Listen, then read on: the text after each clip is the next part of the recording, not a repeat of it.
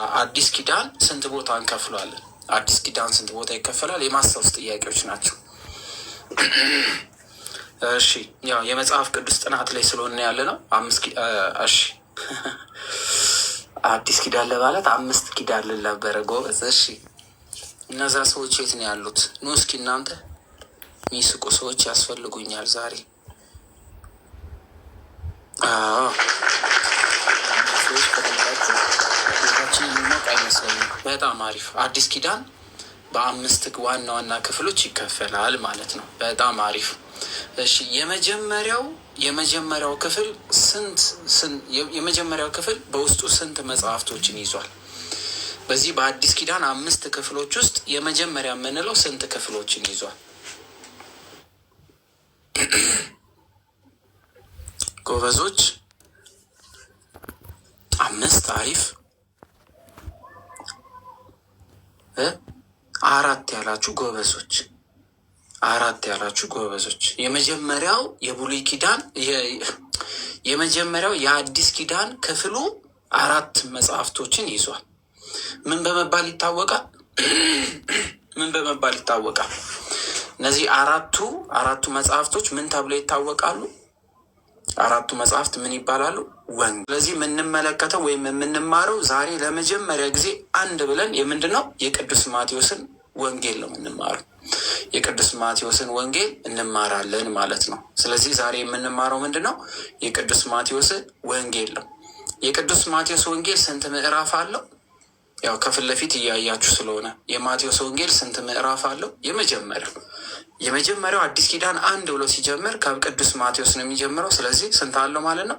የቅዱስ ማቴዎስ ወንጌል 28 ምዕራፋቶች አሉት።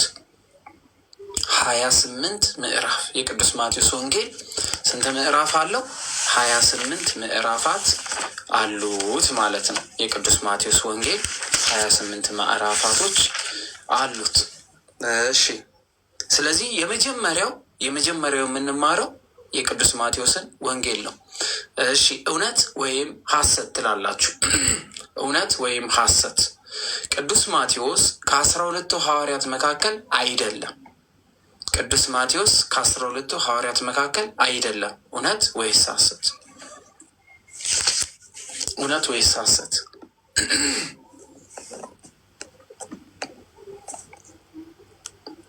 ቅዱስ ማቴዎስ ከ12ቱ ሐዋርያት መካከል አይደለም። እውነት ወይስ ሐሰት? ከዛሬ ጀምሮ ግን እንዳይጠፋባችሁ፣ አደራችሁ እንዳይጠፋባችሁ።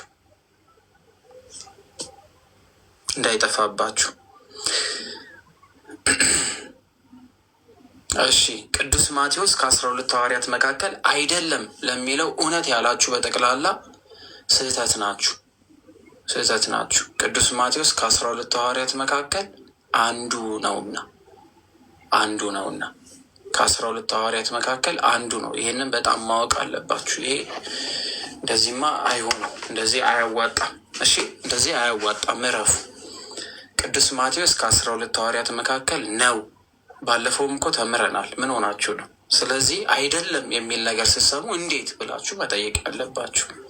ስለዚህ ቅዱስ ማቴዎስ ከ12ቱ ሐዋርያት መካከል ነው። ከ12ቱ መካከል ያልሆኑት ማንና ማን ናቸው? ከስር ጻፉልኝ። ከ12ቱ መካከል ማንና ማን ናቸው ያልሆኑት?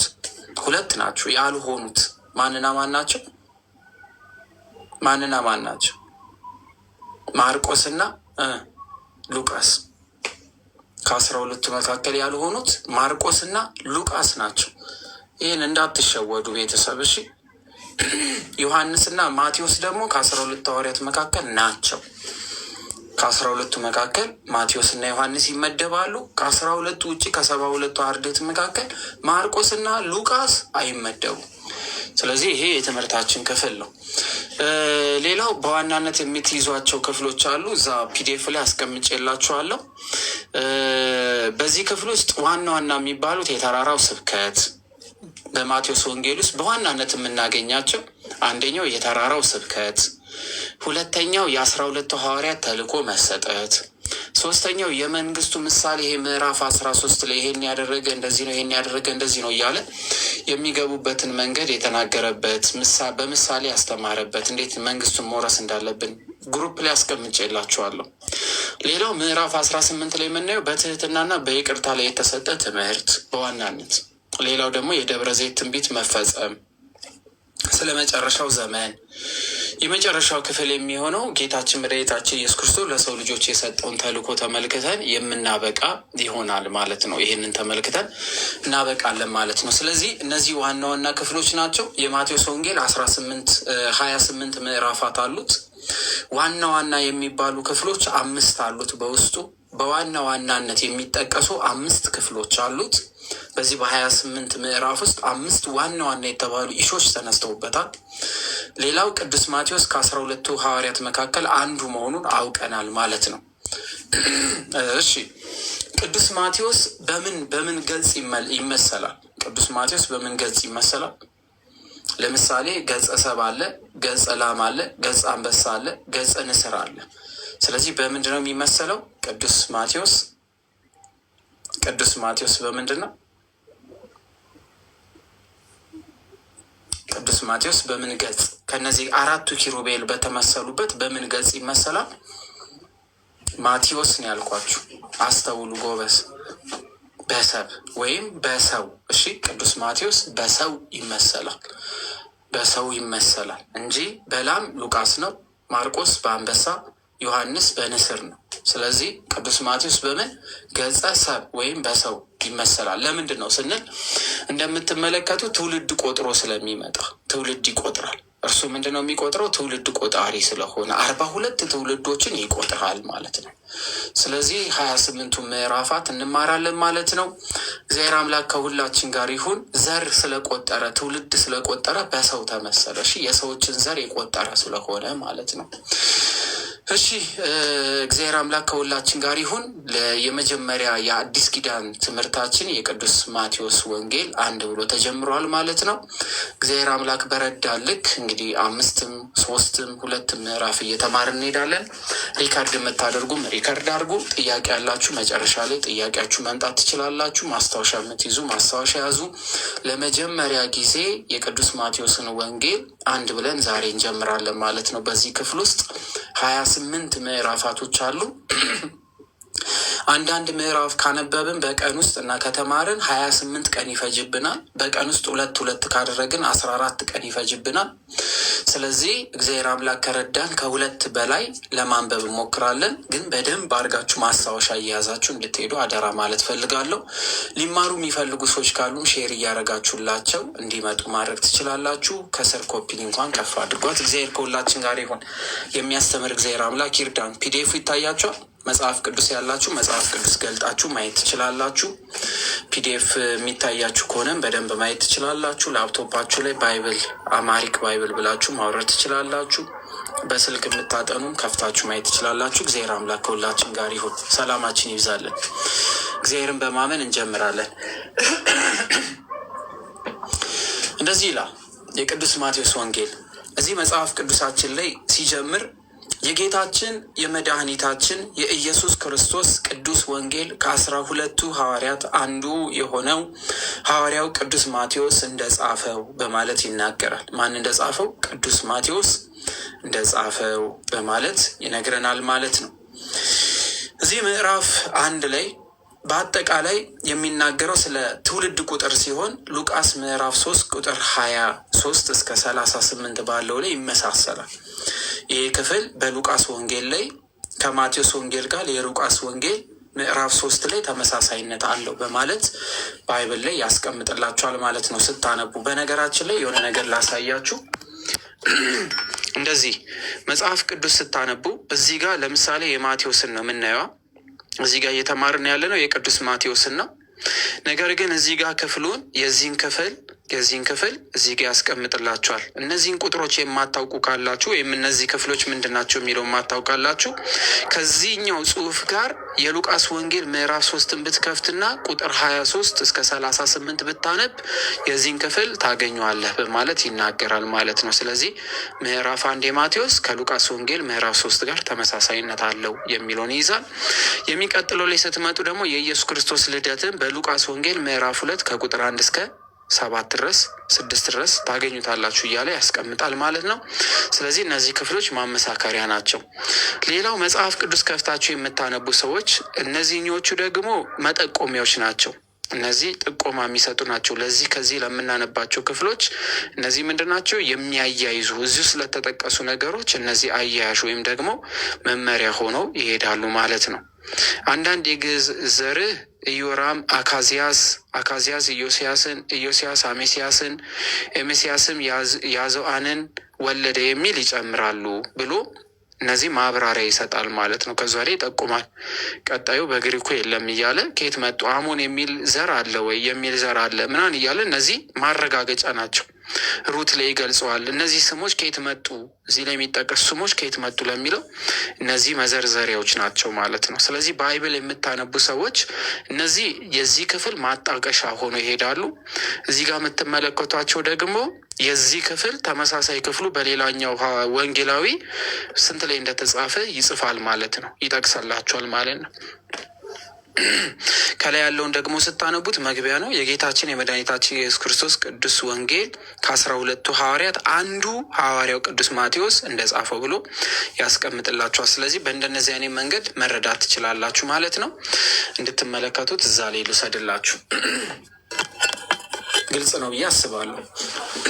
ያው ባይብል ስተዲ ላይ ስላለን በደንብ እንድትረዱት ሀሳቡ ነው። እሺ እንጀምር።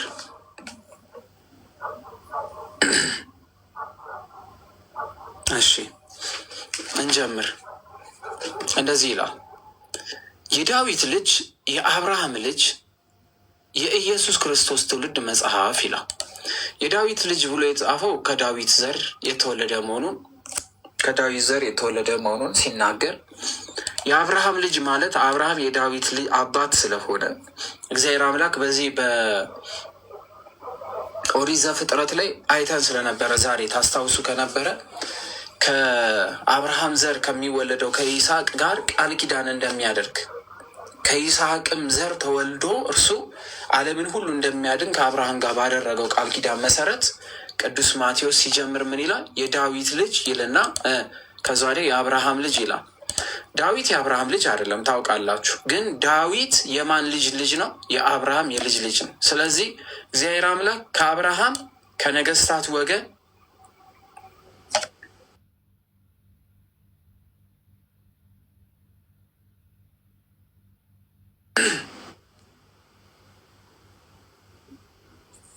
ይሰማላ።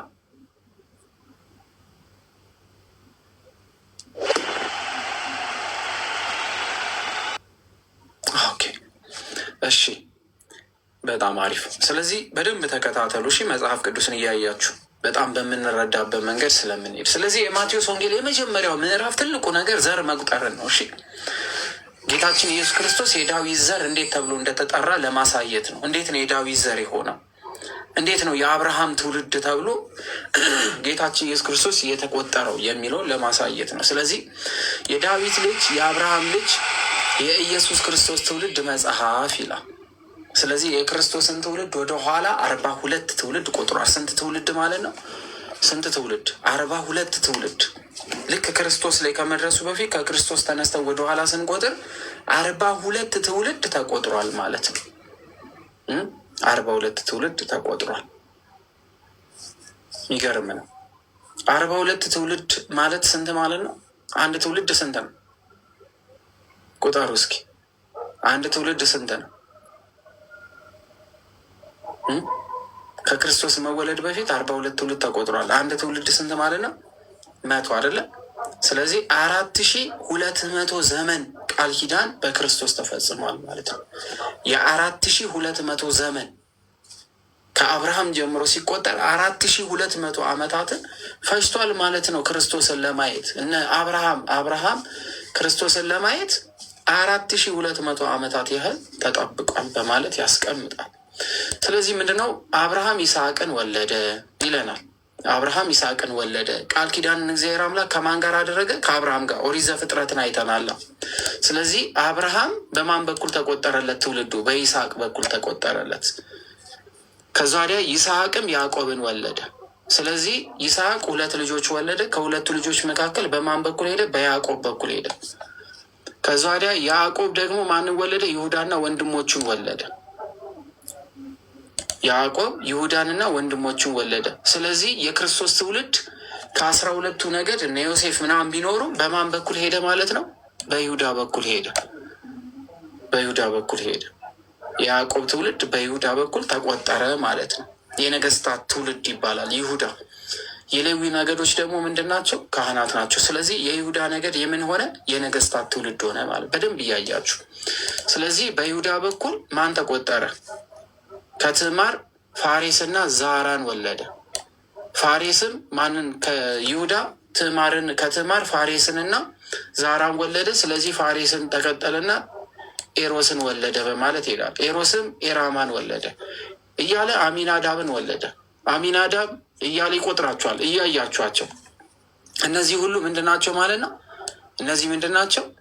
ቁጥር ናቸው። ቦኤዝም ከሩት ኢዮቤድን ወለደ። በነገራችን ላይ የሩትን ታሪክ ስትመለከቱት የምታገኙት ሌላ ክፍል አለው። እሱም በደንብ አድርገን እንመለከተዋለን። ስለዚህ ቦኤዝና ሩት ተጋብተዋል። ሩት ከእስራኤል ወገን አይደለችም እያለ ያስቀምጣል። ለምን የሚለውን እናየዋለን። ስለዚህ ምን እያለ ሄዳል? ሰለሞንም ኬራኬን ቦኤዝን ወለደ። ቦኤዝም ከሩት ኢዮቤድን ወለደ። ኢዮቤድም እሴይን ወለደ። እሴይ የማን አባት ነው? እሴይ የማን አባት ነው? እሴይ የማን አባት ነው?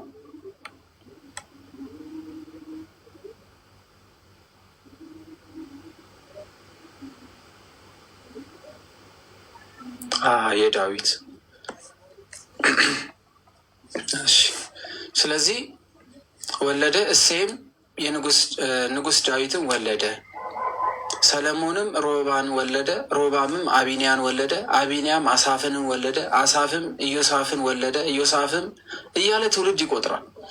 ከዚ በኋላ አካዝም ሕዝቅያስን ወለደ። ሕዝቅያስም ምናሴን ወለደ። ምናሴም አሞፅን ወለደ። አሞፅም ኢዮስያስን ወለደ። ኢዮስያስም በባቢሎን ምርኮ ጊዜ ኢዮካንን ወንድሞችን ወለደ። እነዚህ ሁሉ ታሪኮች ምን ላይ የምናገኛቸው ናቸው? ብሉይ ኪዳን ላይ የምናገኛቸው ናቸው። እነዚህ ሁሉ ለክርስቶስ መምጣት የነዚህ ዘር ተጠብቋል ማለት ትውልድ ተጠብቋል። የትውልድ ዘር ተጠብቆ እያለፈ የመጣው ከአብርሃም ጀምሮ ትውልድ ለምን ቆጠረ ስንል እግዚአብሔር አምላክ ከአብርሃም ጀምሮ ምን ስላደረገ? ቃል ኪዳንን ስላሰረ ከልጅ ልጅ ይሄ ትውልድ የሚባለው ትውልዱን የባረከለት በአብርሃምና በእግዚአብሔር መሃል ምን ሆኗል? ቃል ኪዳን ተፈጽሟልና እኔም ለአንተ ቃል እሰጥሃለሁ አንተም ቃል ኪዳኔን ደግሞ በመገረዝ ውስጥ ጠብቀው በማለት አብርሃምና እግዚአብሔር ምን ስላደረጉ? ቃል ኪዳንን ስላደረጉ ማቴዎስ ከምን ይጀምራል? ትውልድን ከአብርሃም ይጀምራል። ከአብርሃም በፊት የነበሩት ትውልድ አይደለም ወይ ስንል ናቸው። አይተናል ትውልዳቸውን ዘፍጥረት ላይ። ነገር ግን እግዚአብሔርና የሰው ልጅ መሐላን ቃል ኪዳንን ከማን ጋር አደረጉ? ከአብርሃም ጋር አደረገ። ይስሐቅን ሊያርደው በወሰደበት ሰዓት ላይ አንድ ልጁን የሚሰዋለት መሆኑን በበጉ አሳየተው። በግ ተብሎ የሚመጣው ክርስቶስ ለሰው ልጆች ሁሉ እርሱ ቤዛ እንደሚሆን ከአብርሃም ጋር አይሰውም። አብርሃም ቃል ኪዳን ተሰጥቶታል። ከዘር ቃል ኪዳኔን በአንተና በይስሐቅ ብሎታል። ስለዚህ ከይስሐቅ ጀምሮ ቃል ኪዳኑን አምላክ እየጠበቀ ለዘላለም የሚሆን መሐላን ገብቷልና ማቴዎስ ትውልድን የቆጠረው ከአብርሃም የጀመረው ለዚህ ነው። ከአብርሃም የጀመረው ለዚህ ነው ማለት ነው። ስለዚህ እሴይ ወለደ እያለ ይቆጥራል። እስከ 17 እንሂድ እንግዲህ። ያዕቆብም ክርስቶስ የተባለውን ኢዮአድም ኤላዛርን ወለደ። ኤላዛርም ማታንን ወለደ። ማታን ያዕቆብን ወለደ። ያዕቆብም ክርስቶስ የተባለውን ኢየሱስ የወለደች የማርያምን እጮኛ ዮሴፍን ወለደ። ስለዚህ በወንድ ዘር ነው የሚቆጠረው። ስለዚህ በወንድ ዘር ሲቆጠር ከወንድ ጀምሮ እየተቆጠረ ሲመጣ ወንዶች ስለሚቆጠሩ ማለት ነው።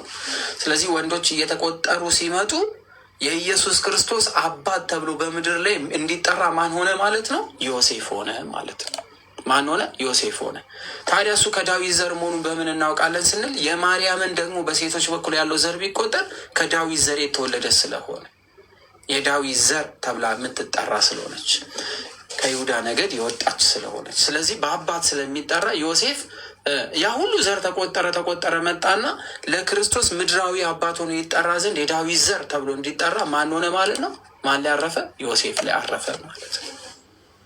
ዮሴፍ ላይ አረፈ። ይህም በደንብ አድርጋችሁ ልታውቁት ይገባል ማለት ነው። ስለዚህ ማን ላይ አረፈ ማለት ነው? ዮሴፍ ላይ። ስለዚህ የማርያም እጮኛ ዮሴፍ ወለደ በማለት ያስቀምጣል። ስለዚህ በአባቱ ይሄ አባቱ አይደለም ብለው ሲሉ ዮሴፍ ከዳዊት ዘር፣ ስለዚህ ከዳዊት ዘር የሆነ የንጉሥ ዘር ሆኖ ጌታችን ኢየሱስ ክርስቶስ መጣ። ለምንድን ነው ከይሁዳ ነገድስ የመጣው ስንል የይሁዳ ነገድ ሁሉ ምን ስለሆኑ? ነገስታት ስለሆኑ፣ ንግስና ከይሁዳ ነገድ የሚወጣ ስለሆነ፣ ንግስና ለንግስና የሚሾሙት የይሁዳ ነገዶች ስለሆኑ፣ ካህናት ደግሞ የሌዊ ነገዶች ስለሆኑ፣ ብቸኛ ሆኖ ከይሁዳ ነገድ ሊቀ ካህን ተብሎ የሚጠራው ሊቀ ካህናት ተብሎ የሚጠራው ጌታችን ኢየሱስ ክርስቶስ ነው። ሊቀ ካህናትም ንጉስም ተብሎ የሚጠራው። ስለዚህ የማርያም እጮኛ ዮሴፍን ወለደ በማለት እስከ ቁጥር 16 ምዕራፍ 1 ላይ ያለውን ዘር ይቆጥራል ማለት ነው። ስለዚህ ቆጥሮ ይደርሳል። ቁጥር 17 ላይ እዩት። ቁጥር 17 ላይ እንደዚህ ይላል ቅዱስ ማቴዎስ፣ እንግዲህ ትውልድ ሁሉ ከአብርሃም እስከ ዳዊት 14 ትውልድ አለ። ስለዚህ ከአብርሃም ጀምሮ እስከ ዳዊት ዘር ድረስ ስንት ናቸው? ከአብርሃም ጀምሮ እስከ ዳዊት ድረስ 1400 ወይም ደግሞ ስንት ትውልድ? 14 ትውልድ ያዙ። ከማን እስከ ማን? ከአብርሃም እስከ ንጉሥ ዳዊት ድረስ 14። አሁን ይከፍላቸዋል እያያችሁ። እሺ ልክ ዳዊት ላይ ሲደርስ 14ተኛ ትውልድ ሆነ ማለት ነው። ከዛ ወዲያ ደግሞ ከዳዊት እስከ ባቢሎን ምርኮ ድረስ 14 ትውልድ ይላል። ታላቂቷ የባቢሎን ምርኮ ደግሞ ስንት ትውልድ? 14 ትውልድ አለ። ከዳዊት ጀምሮ ከንጉሥ ዳዊት እስራኤላውያን በባቢሎን እስከተማረኩበት ሰዓት ድረስ ስንት ትውልድ? 14 ትውልድ ይላል። ባቢሎን ትዝ ስትላችሁ እነ ዳንኤል እነዛ 3ቱ ወጣቶች ምናምን ታስታውሳላችሁ አይደለ? ይሄ የነገስታቱ ወቅት ላይ የነበረው ከባዱ ፍልሚያ የነበረበት ወቅት፣ እስራኤል በባርነት በጣም የተገዛችበት። በነገራችን ላይ ባቢሎን የማረከቻት እስራኤል ታላቁን የሆነ ጥፋት አጥፍታ ነው።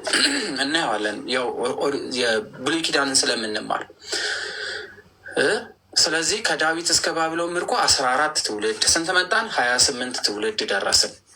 ከባቢሎን ምርኮ እስከ ክርስቶስ 14 ትውልድ ነው ይለናል። ከባቢሎን ምርኮ እስከ ክርስቶስ ስንት ትውልድ? 14 ትውልድ ብሎ ያስቀምጣል። ስንት መጣ ማለት ነው? ስንት ሆነ? 14ን 3 ጊዜ ስናደርገው ስንት ትውልድ ማለት ነው? 42 ትውልድ መጣ ማለት ነው። 42 ትውልድ ተቆጠረ። ስለዚህ 42 ትውልድ 3 ቦታ ተከፍሏል። የመጀመሪያው ከማን እስከ ማን? የመጀመሪያው ትውልድ ከአብርሃም እስከ ዳዊት። የሚቀጥለው ደግሞ ከማን እስከ ማን ተቆጠረ? ከዳዊት እስከ ባቢሎን ምርኮ። ከባቢሎን ምርኮ ደግሞ እስከ ክርስቶስ መወለድ ድረስ 3 ትውልዶች 14 42 ትውልዶች ተቆጠሩ ማለት ነው። ከ42 ትውልድ በኋላ ጌታችን ኢየሱስ ክርስቶስ ተወለደ ማለት ነው። ስለዚህ የሰው ልጆች ከአብርሃም ጀምሮ ሲቆጠር 4200 ዓመታትን ጠብቀዋል ማለት ነው። የክርስቶስን መወለድ ትውልድ ሲጠብቅ የኖረው ማለት ነው። ዳዊት እንኳን ስለ ክርስቶስ ተናግሯል። ግን ከዳዊት በኋላ ከዳዊት እስከ ባቢሎን ምርኮ 14 ከዛ ወዲያ ከባቢሎን ምርኮ ደግሞ እስከ ክርስቶስ 28 ትውልድ አልፏል። ከዳዊት በኋላ ክርስቶስን እንደሚመጣ ያወቀው ዳዊት ከ28 ትውልድ በፊት ነው። ይገርም ጠበቀ። ግን ምንም እነሱ ባይለያዩት አልቻሉም። እኛ ግን ታድለናል። እኛ ሰምተናል፣ አይተናል። ለዚህ ነው መጽሐፍ ቅዱስ ላይ አባቶቻችን ሊያዩትና ሊነኩት የወደዱትን እርሱን እኛ ምን ብለናል? አይተናል፣ እነርሱ እንኳን አልታደሉም አላዩትም እያለ ጳውሎስ የሚናገር። ስለዚህ እነዛ ሁሉ አባቶች ጠብቀው ነበር። 42 ትውልድ የክርስቶስ መምጣት ተጠብቆ እንደነበረ እናያለን ማለት ነው። ስለዚህ ቅዱስ ማቴዎስ ይህንን ትውልድ ስለቆጠረ በሰው ምስል ተመስሏል ማለት ነው። አንቀጸ ሰብ ወይም ደግሞ የሰው መልክ ተሰጥቶታል። የሆነ ወንጌል እየጻፈ አጠገቡ የሰው መልክ ከጀርባው ወይም ከጎኑ ቆሞ ካያችሁት ይህ ማን ነው ማለት ነው? ቅዱስ የሆነው ከ12 ሐዋርያት መካከል የሚመደበው ቅዱስ ማቴዎስ መሆኑን እናውቃለን ማለት ነው። ጥሩ። የኢየሱስ ክርስቶስ ልደት እንዲህ ነበረ ይለናል። የኢየሱስ ክርስቶስ ልደት እንዲህ ነበረ ብሎ ይናገራል። የቅዱስ ማቴዎስ ወንጌል ምዕራፍ 1 ከቁጥር 18 ነው። የዚህን ክፍል የምታገኙት ሉቃስ ምዕራፍ 2 ከቁጥር 1 ጀምሮ እስከ 7 ድረስ ባለው ላይ ታገኙታላችሁ። የኢየሱስ ክርስቶስ ልደት እንዲህ ነበረ ብሎ ቅዱስ ማቴዎስ የክርስቶስን ልደት 42 ትውልድን ከቆጠረ በኋላ ልደቱን ደግሞ ይናገራል ማለት ነው። እናቱ ማርያም ለዮሴፍ በታጨች ጊዜ ሳይገናኙ ከመንፈስ ቅዱስ ጸንሳ ተገኘች ይላል። ምን ሳይሉ ሳይገናኙ ምን ማለት ነው? ሳይገናኙ ለሚለው ማረጋገጫ የሉቃስ ወንጌል ምዕራፍ 2 ላይ ተቀምጧል ማለት ነው። ሳይገናኙ ማለት ያለ ወንድ ዘር ከዮሴፍ ጋር ያለ ወንድ ዘር ሳትገናኝ በተለየ የመንፈስ ቅዱስ ስራ ምን ሆኗል ማለት ነው? ጌታችን ኢየሱስ ክርስቶስ ሰው ሆኖ ተወልዷል ብሎ ቅዱስ ማቴዎስ ይመሰክራል ማለት ነው። ያለ ወንድ ዘር መወለዱን ሲናገር እናቱ ማርያም ለዮሴፍ በታጨች ጊዜ ሳይገናኙ በስጋ ግንኙነት ሳይሆን በተለየ እግዚአብሔር ፍቃድ ምን ከመንፈስ ቅዱስ ጸንሳ ተገኘች ብሎ ያስቀምጣል። ምን አለ? ተገኘች። እሺ ከዛ ወዲያ እጮኛ ዮሴፍ ጻድቅ ሆኖ ሊገልጣት ስላልወደደ በስውር ሊተዋት አሰበ የሚል ክፍል ደግሞ ታገኛላችሁ። በደንብ እያያችሁ እሺ፣ እነዚህን ክፍሎች በደንብ እያያችሁ ይህ ክፍል በጣም ወሳኝ ክፍል ስለሆነ በደንብ እያያችሁ ምን ይላል? እናቱ ማርያም ለዮሴፍ በታጨች ጊዜ ሳይገናኙ በመንፈስ ቅዱስ ጸንሳ ተገኘች። እጮኛ ዮሴፍ ግን ጻድቅ ነበረና ሊገልጣት አልወደደም፣ በስውር ሊተዋት አሰበ ይላል። ለምሮ በስውር ሊተዋት ያሰበው? ጸንሳለች። ይህ ስራ የእግዚአብሔር ስራ ነው። የሉቃስ ወንጌል እንዳየ ነው የተነጋገሩትም ማርያምና ገብርኤል ናቸው ያወሩት። ስለዚህ ይሁን ባለች ጊዜ እመቤታችን ጸነሰች። ዮሴፍ የሚያውቀው ታሪክ የለም። ጻድቅ ነው። እግዚአብሔርን የሚፈራ ነው። እግዚአብሔርን የሚወድ ነው። እግዚአብሔርን የሚያከብር ነው። ልክ እንደ ፈሪሳውያኖች ያለ አይነት ሰው አይደለም ዮሴፍ። እመቤታችን ይጠብቃት ዘንድ እግዚአብሔር አምላክ ሲመርጠው ዮሴፍን አረጋዊ ስለሆነ ታላቅ ሰው ስለሆነ ልጆች የነበሩት በተለይ ደግሞ ይሄ ቤተሰብን በመጠበቅ ደረጃ አባትነት ሚና መጫወት የሚችል ትልቅ ስለሆነ እግዚአብሔር አምላክ ማንን? ዮሴፍን መርጦታል። ማንን ይጠብቅ ዘንድ? ማርያምን። ለምን ማርያምን እጮኛ እንዲኖራት አደረገ እግዚአብሔር? ሌላው ጥያቄው የሚነሳው ማብራሪያ እየሰጠን እንሂድ። ማርያም እጮኛ እንዲኖራት ወይም ደግሞ የሚጠብቃት ጠባቂ ዮሴፍ እንዲሆን ለምን ተመረጠ? ኖርማል እግዚአብሔር አምላክ ለምን በእሷ ላይ ስራ ይሰራም ነበረ ስንል ሰው ናትና፣ እመቤታችን ሰው ናትና በአይሁድ ስርዓትና በሙሴ ሕግ መሰረት እመቤታችን ያለ ጠባቂ ወይም ደግሞ አጠገቧ ወንድ ሳይሆን መንፈስ ቅዱስ ይህን ስራ ቢሰራ ኖሮ እነርሱ ምን ያደርጉ ነበረ? በድንጋይ ወግረው ይገሏት ስለነበረ፣ ዝሙትን ፈጽማለች ብሎ ይገሏት ስለነበረ፣ በአደባባይ ተወግራ ትገደል ስለነበረ፣ አይሁድ ከራሳቸው ኃጢአት ይልቅ የሰዎችን ኃጢአት አጉልቶ ማሳየት ይፈልጉ ስለነበረ ይወግሯትና ይገሏት ስለነበረ እግዚአብሔር አምላክ ጥበቃውን ሲያበጅ ምን አደረገ? ዮሴፍን የእሷ እጮኛ እንዲሆን ወይም ደግሞ የሚከላከልላት እንዲሆን አድርጎ ለራሱ ስራ ዮሴፍን መረጠው ማለት ነው። እርሱ ሰው ሆኖ ለመወለድ የዮሴፍ ጥበቃ ያስፈልግ ስለነበረ፣ ዮሴፍ እሷን ይጠብቃት ዘንድ ያስፈልግ ስለነበረ፣ ስለዚህ ዮሴፍ ንጹሕ ነው። ዮሴፍ ቅድስና አለው። ዮሴፍ እግዚአብሔር አምላክን የሚፈራ ነው። ስለዚህ በዚህ በሉቃስ ወንጌል ላይ 19 ላይ እንደምናየው ምዕራፍ 1 19 ቁጥር ላይ እንደምናየው ለእጮኛው ዮሴፍ ጻድቅ ሆኖ ሊገልጣ ስላልወለደ በስውር ሊተዋት ፈለጋል። ለምን? ጸንሳ ተመለከተ፣ የሆዷን መግፋት ተመለከተ። ስለዚህ እርሱ እርሷን አልተገናኛትምና ወይም ደግሞ በስጋ ፍቃድ አላሰባትምና የስጋ ፍቃድም አልተፈጸመምና የእመቤታችን ጸንሶ ማግኘት እርሱ እንዲጠብቃት ቢታዘዝም ጸንሳ መመልከቱን ግን አልወደደውም። ስለዚህ ምን አደረገ ማለት ነው? ልክ ለአይሁድ አሳልፎ ላይሰጣት፣ እንደ ኃጢአተኛም ላያስወግራት ምን አደረገ? በድብቅ ሊተዋት ፈለገ። በድብቅ ሊተዋት፣ ኃጢአተኛ ናት እሷ ጸንሳ የተገኘችው ከኔ አይደለም ምናምን ብሎ ላለመናገር ሊተዋት ፈለገ በሚለው ያስቀምጣል። በስውር ሊተዋት አሰበ። እርሱ ግን ይህን ሲያስብ ይላል የሚቀጥለው እያያችሁ፣ እርሱ ግን ይህንን ሲያስብ እነሆ የጌታ መልአክ በሕልም ታየው ይላል። የማን መልአክ? የጌታ መልአክ መጣ። እሱ ሲያስብ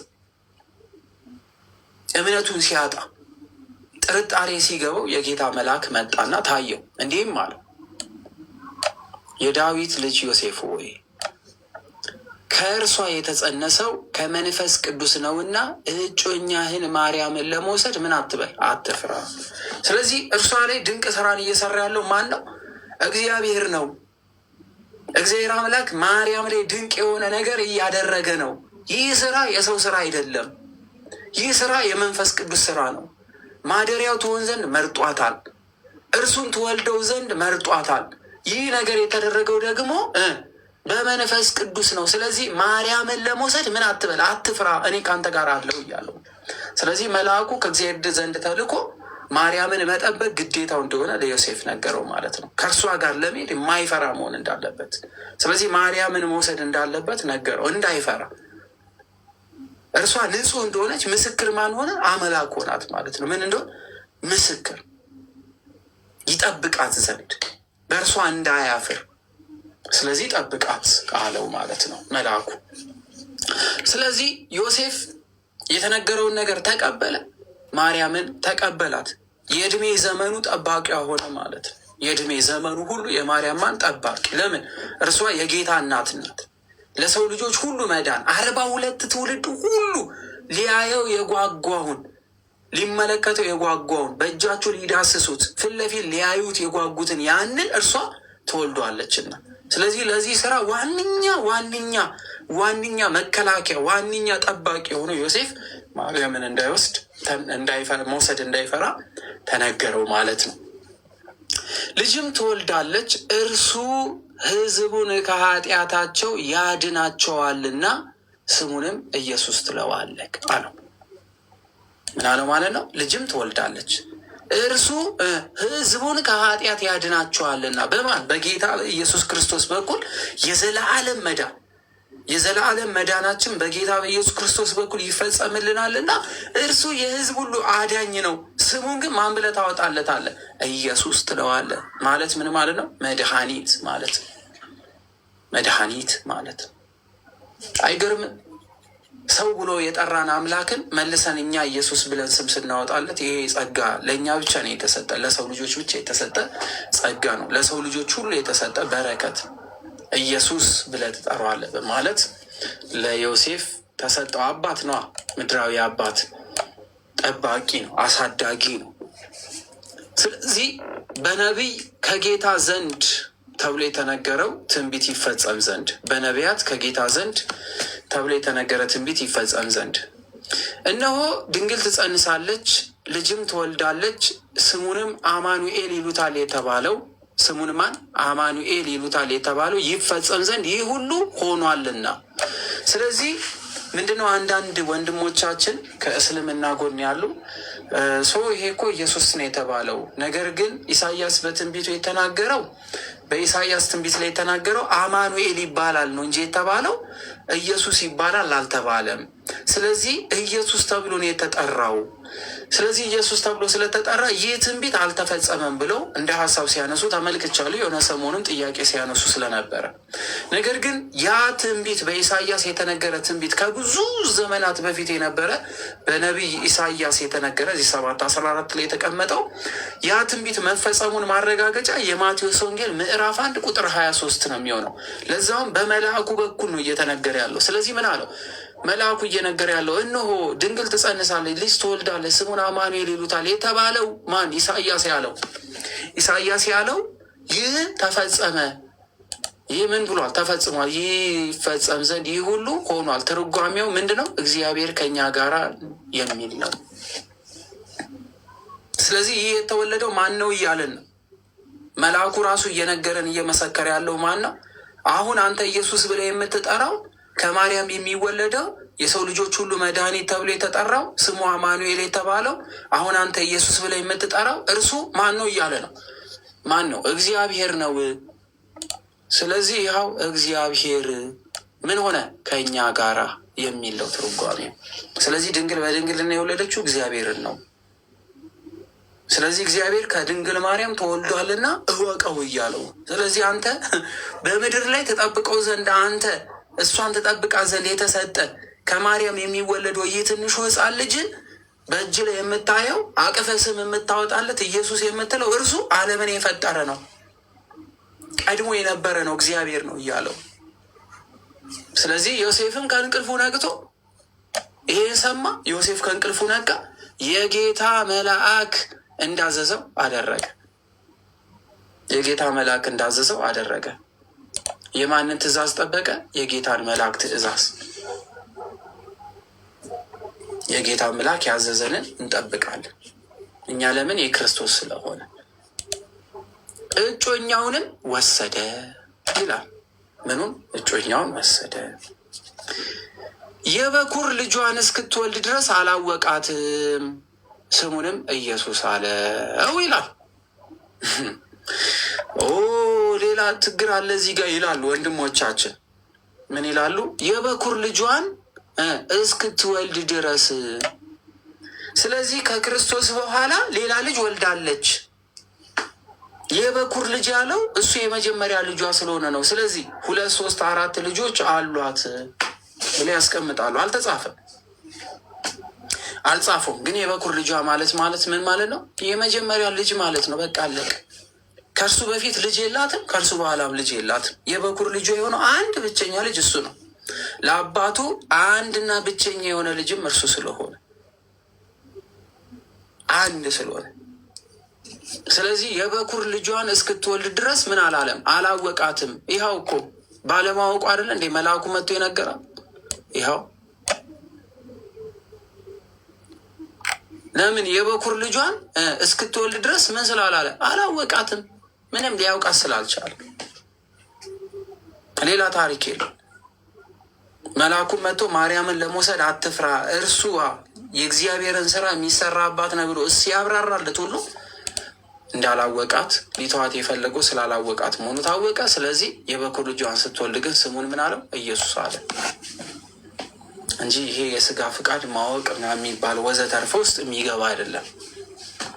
ከዛ በተረፈ ግን እባካችሁ ወንድሞቻችን ያልተጻፈ መጽሐፍ አትጨምሩ እንላችኋለን ማለት ነው። እሺ ምዕራፍ 2 ግልጽ ነው ብዬ አስባለሁ። ግልጽ ነው። ለአባቱ ለእናቱ አንድ የሆነ ብቸኛ እርሱ ተቀዳሚም ተከታይም የሌለው ብሎ ያስቀምጣል። የወላችሁ ቃሉ ተቀዳሚና ተከታይ የሌለው ይላል አይደለ? ቃል በቃል ተቀዳሚና ተከታይ የሌለው